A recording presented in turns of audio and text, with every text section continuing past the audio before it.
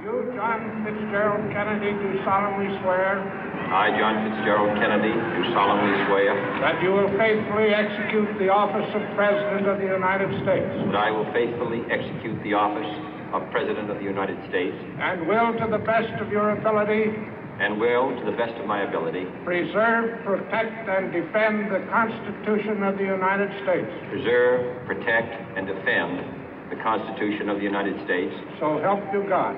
So help me God.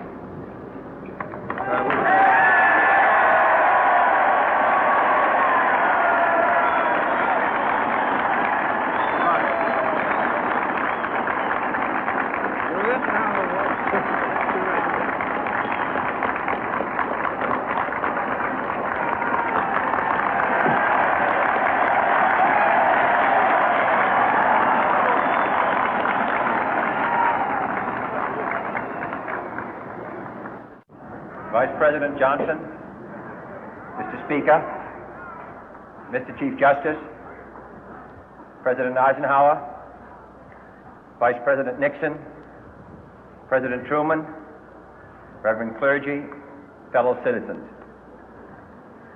We observe today not a victory of party, but a celebration of freedom, symbolizing an end as well as a beginning, signifying renewal as well as change.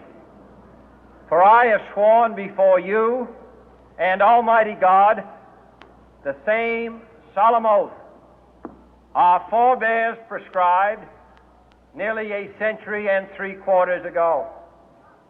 The world is very different now, for man holds in his mortal hands the power to abolish all forms of human poverty and all forms of human life.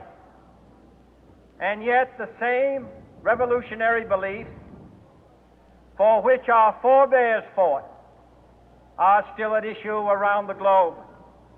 The belief that the rights of man come not from the generosity of the state, but from the hand of God. We dare not forget today that we are the heirs of that first revolution.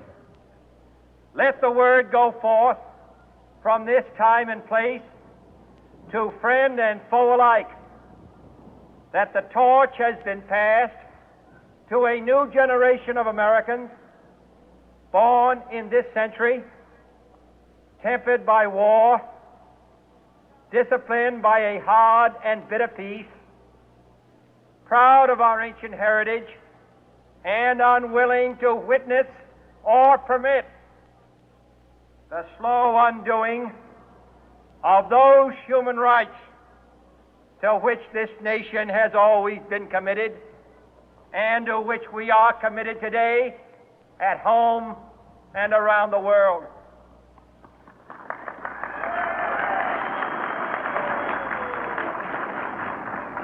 Let every nation know, whether it wishes us well or ill, that we shall pay any price, bear any burden, meet any hardship, support any friend, oppose any foe to assure the survival and the success of liberty.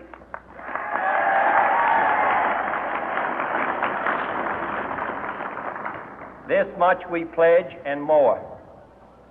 To those old allies whose cultural and spiritual origins we share, we pledge the loyalty of faithful friends. United, there is little we cannot do in a host of cooperative ventures. Divided, there is little we can do, for we dare not meet a powerful challenge at odds and split asunder. To those new states whom we welcome to the ranks of the free, we pledge our word that one form of colonial control shall not have passed away, merely to be replaced by a far more iron tyranny. We shall not always expect to find them supporting our view, but we shall always hope to find them strongly supporting their own freedom, and to remember that in the past, those who foolishly sought power by riding the back of the tiger ended up inside.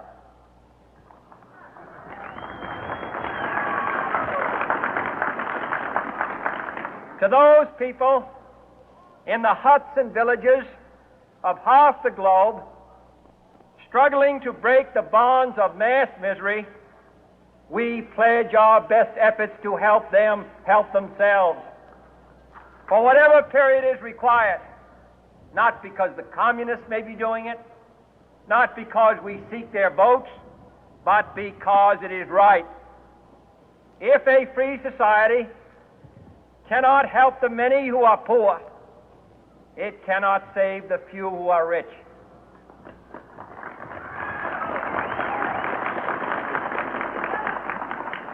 To our sister republics south of our border, we offer a special pledge to convert our good words into good deeds, in a new alliance for progress, to assist free men and free governments in casting off the chains of poverty. But this peaceful revolution of hope cannot become the prey of hostile powers. Let all our neighbors know that we shall join with them to oppose aggression or subversion anywhere in the Americas. And let every other power know that this hemisphere intends to remain the master of its own house.